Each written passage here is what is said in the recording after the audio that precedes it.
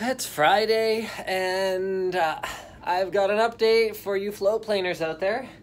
So lots of cool stuff going on. You'll have probably seen this video by now. Actually, it's sort of complicated. It was your today's video, but it came out probably yesterday. It's the Vivo X21. This is the phone with the built-in fingerprint scanner in the front of the screen. Pretty freaking cool. But like, basically we were one of the first people to get our hands on this thing, so we decided, okay, we need to do a simultaneous release on it because there's frankly not that much else about it that's that interesting. So, oh, I got some dust on my lens here, sorry about that. So because there's not that much else that's interesting, it makes it hard for us to do like a more complete piece on it, which means we have to hit it while it's hot. But there's good news. You guys will have some pretty amazeballs 1 week exclusive content coming, like this. Yes, I have done all the requisite research, and I'm finally making the video on the Intel Engineering Sample GPU that we got our hands on. So that's gonna be flippin' amazing. What else are you guys getting? Oh, that's right. The world's fastest SD card, where we boot Windows from an SD card. That is coming really soon. Anthony's James is working on Viewer's Choice. Say hi, James. I knew it. He's working on another Viewer's Choice update. So we're gonna see what you guys are buying in sort of the last half of last year. Spoiler alert, it's not video cards. The first half of this year. Anthony is working on a video where we intentionally try to infect ourselves with malware. It's actually a sponsored piece with Bitdefender, but it should be pretty interesting. Jake is working on making his own security camera. Hey, it works already. Right there, baby. Super cheap compared to something from like Nest or, I mean, really most of the options that we found. And honestly, the DIY-ness is not that overwhelming. Like, yeah, it's really easy. Yeah, it's like pretty doable, so that should be cool. This is sort of a big update. So, okay, there's one thing that I can't show you guys here, but what I can reveal to you guys is the near completed state of the new set for the new show.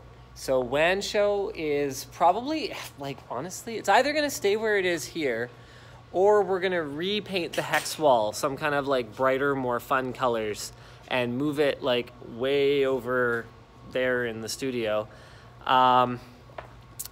So it'll either stay here with kind of part of this as a background, or it'll move over there. But this right here is gonna be what the new show looks like. And it'll be kind of like this, I think.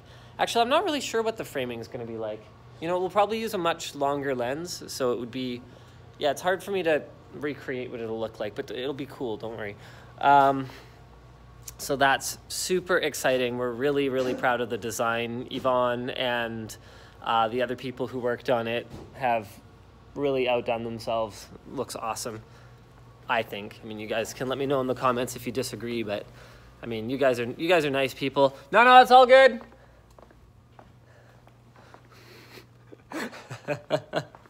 You guys will know what's up with that pretty soon. I don't think there's really any... Oh, actually, we've got a gear update. So it's not here, but this sort of disarray that's been left on the counter here is for a reason. So Brandon has finally talked me into buying him a Ronin 2. So we've got a couple of videos coming. One of them is the Intel Engineering Sample GPU. That's shot on the Ronin 2, just kind of experimenting with it. And the other one is actually that Vivo X21 phone. So both of those are shot on a stabilized gimbal rig on the Red Weapon. So they're either going to look like amazeballs, or they're going to look like we're just learning this new piece of equipment, and bear with us. You know, we're always making changes. Speaking of making changes, actually, Some of you might have noticed over the last little bit that our audio has finally improved. No, it's fine. So that was actually a pretty long process, and we're sorry about that, but we think we finally got it licked. So there were a couple of challenges. So the preamps on the Red are not very good, which means that if you take really any audio module, and we were using one from a company called Beach Tech, that's right. So we had tried the OMOD first, then we tried one from Beach Tech, and no matter what we did, we were getting this underlying hiss, and we could see it in addition. It was really hard to cancel out. But that was the only way that we could have our audio tracks automatically grouped with our video tracks and not have to synchronize, because from my perspective, and also from the perspective of our editors, some of them anyway, synchronizing audio is peasant stuff. Like, that's ridiculous. Unfortunately, the pro level solution for synchronizing audio is something called timecode. And that's really expensive. So what we found was, actually, Brandon, can you help explain this, or you don't have time, do you? No, I don't. Okay. Okay. So this is the MixPre 6. I got it right? Yeah. MixPre 6. So what's really cool about this audio module here is that it can take up to 4 XLR inputs, and I think it actually can take 2 additional sources as well, though I'm not sure what kind, because it's only got 4 XLR connections on it. USB apparently, so that's cool. So it can take up to 4 XLR inputs, and then what you do is it's got like a pass-through to the camera, so that even though it's recording on board, which is inconvenient because now we have to have an additional SD card, we have to have an additional battery. You can see we've got a battery bank strapped to it, although it lasts for a long time, so it's not too bad. What it allows us to do is record a high-quality version here, but then also a version of it here, so that the clips here are not just like crap tier, like scratch audio recorded off the microphone built into the camera. It's actually potentially usable in the event that we forget an SD card or whatever else the case may be. So it gives us a lot of versatility. And now that we finally figured out that you have to turn down, this took a call to tech support because it's not super intuitive to us anyway. We finally figured out that you have to turn down any inputs you're not using in order to get rid of some sort of background hiss. That was what you guys heard in the cheap high-speed camera video.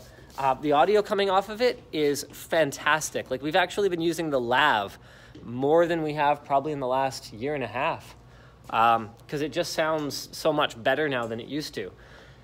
Now, it still does have to be synchronized, but the pro solution to that is this $800 doodad right here. This is called a Tentacle Sync. So you synchronize the master and the slave modules in the morning, and then what happens is when you import the footage and the audio, they have this time code embedded in them that allows Premiere or your editing software to automatically synchronize them. So there was more to solve than just the audio quality. If all we'd had to solve was the audio quality, then it would have been simple. But as a lot of people observed back when we bought the Reds, these types of cameras aren't necessarily designed for like a daily workflow like we have. So we've had to do a lot of experimentation in order to make that work from a workflow perspective as well. So there's always kind of compromises that you make, but at this point, it seems like the compromise now is cost. I think the Pre 6 was a couple grand? Yeah, like 1,200. 1,200 bucks, and then the, whoa, wow, I'm looking good. So the Pre 6 was 1,200 bucks, and then the Tentacle Sync is like 800 bucks. So it's like a $2,000 solution, but hey, if it's working, it's working, and it seems to be working, so I'm pretty pleased. So we've actually got another set on order for the other camera. Oh, apparently it's here already. Brandon has spent so much money lately. So you got those RGB tube lights. Do you need help with what you're doing right here? So you guys think all this happens by magic, but there's a reason that his biceps look like that. Oh, yeah, sure. Like, look at mine for scale. See, look at this. See, that's right. That's where that comes from. Also, he goes to the gym, I think, and I don't, so that's probably part of it too. Where was I going with this? Right. So he got the Quasar lights. That was like 5, 7?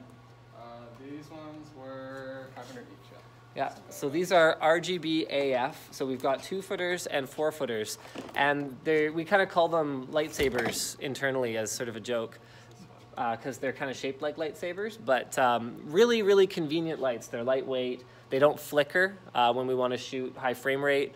And the new ones are RGB, so we can. And it's not. Yeah, so here it'll look like they're coming for me. So the actually that looks great. So the point of the RGB-ness is not just to, for silly RGB effects. It's so that we can have a lot of different options in our lighting. So we've got more lighting options. We've got better audio. We've got that stabilized gimbal, so we're not relying on the Easy Rig all the time. So we're definitely still trying to do better and better every day. We've actually got some cool projects coming up. We're going to be doing an ad for the Smart Clapper. No, it's fine. We're going to be doing an ad for the Smart Clapper. Not like sponsored. They're not paying us. I don't know if that company even still exists, but it's going to be awesome. So I guess that's pretty much the update. I will see you guys again soon or whenever I get around to it.